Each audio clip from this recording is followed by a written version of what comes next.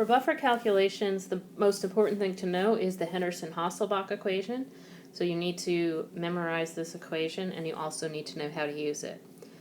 So the equation is shown here. Our pH is equal to the pKa of the acid plus the log of the amount of base divided by acid. It's really important that you remember this is concentration of base over concentration of acid. So let's take a look at using this equation in a couple of examples. Here's a straightforward example where we need to calculate the pH of a buffer containing 0.1 molar sodium acetate and 0.2 molar acetic acid. So we'll use the Henderson-hasselbalch equation. pH is going to be equal to the pKa, which is 4.76, plus the log of the base, so that's our sodium acetate, divided by the amount of acid, that's the acetic acid, 0.2 molar. So our pH equals 4.76 minus 0.30, giving us a pH equal to 4.46. So that's all you need to know for this easy example. Now, if you forget whether it's the base or acid that goes on top, you can double check your response by saying if you have twice as much of the acid component as the basic component present, then you know that the final pH should be lower than the pKa. So in this case, we should come up with something that is lower than 4.76, which we did, so that checks out. If you had those reversed, you would have come out with a pH value that was above the pKa. So that's just a little way that you can double check yourself to make sure you put the proper component in the numerator. Another way you can be asked to use the Henderson-hasselbalch equation is to try to solve for the ratio of this base to acid. So we'll do that sticking with the same sodium acetate acetic acid buffer system. In this case, we know our pH is 5.76. We'll set that equal to our pKa of 4.76 plus log of the base over acid. So we'll subtract the 4.76 from each side. We end up having then a value of 1 equal to log of the base over acid. If you take the anti-log of each side, we end up with a B to A ratio of 10. Remember, that's going to be over that 1 value, so we're going to have a ratio of 10 parts base to every 1 part acid.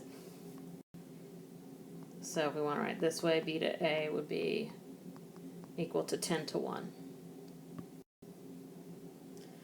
Let's take a look at another example of how you might be asked to use the Henderson-hasselbalch equation. In this case, what we're going to do is determine the effect that the addition of sodium hydroxide has on the pH of our buffer. So we'll set this up at the start, just as we've done with the first couple examples. So our pH is going to be equal to the pKa of 4.76 plus log of the base. For now, we'll put in that 0.1 molar sodium acetate divided by acid, which is the 0.2 molar acetic acid. Since we're adding sodium hydroxide, what we're going to be doing is converting the acetic acid into more sodium acetate. So we'll gain that amount to our basic component of the buffer, and when we do that in the process, we'll lose that same amount from the acidic component as it's converted into more of the basic component. So our pH here is going to be equal to 4.76 plus the log of 0.15 over 0.15. So the log of 1 is 0, so our pH is going to be equal to 4.76. What you want to do with these problems is make sure that you're providing the answer for the question that's asked. In this case, we were asked to provide the final pH, so that is 4.76. This also could be rephrased where you're asked to calculate the change in pH. So if that were the case, you would have to know what your original pH is, and for us that 0.1 molar sodium acetate, 0.2 molar acetic acid gave us a pH of 4.46. So if we now have increased to a pH of 4.76, the delta would be equal to 0.3 pH units. So just be careful. Be sure that you read the problems carefully. The last type of problem that we'll look at involves mixing two solutions of different strengths together. So we'll need to use the volumes of each one in order to figure out the number of moles that's present.